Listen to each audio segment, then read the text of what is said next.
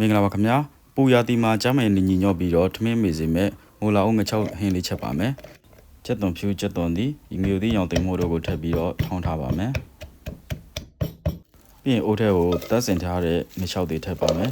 ပြီးမိုလာဦးတွေထပ်မယ်ထောင်းထားတဲ့မျိုးသီးတွေထပ်ပြီးပြီဆိုလို့ရှိရင်အရသာအတွက်ချက်သားမှုထပ်ပါမယ်ခင်ဗျာ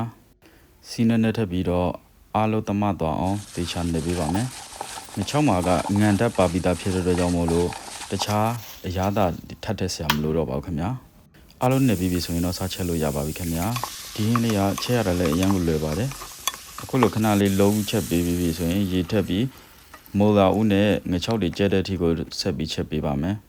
မိုလာဦးကကျမ်းမာရေးအတွက်အရင်ကကောင်းတဲ့ဟင်းသီးဟင်းရွက်ဖြစ်ပါတယ်ဒီရွက်ဆိုမှလည်းမိုလာဦးရဲ့အကျိုးကျေးဇူးတွေကိုမျှဝေထားပေးပါတယ်ခင်ဗျာမိုလာဦးနဲ့ငချောက်တွေကျက်ပြီးဆိုရင်မကြီးသီးမှတ်ကိုရေဖြောပြီးတော့ထည့်ပါမယ်ခင်ဗျာပြီးရင်တော့လန်ဒန်မင်းလေးအုပ်ပြီးလို့ရှိရင်ဟင်းလေးကကျက်ပါပြီခင်ဗျာ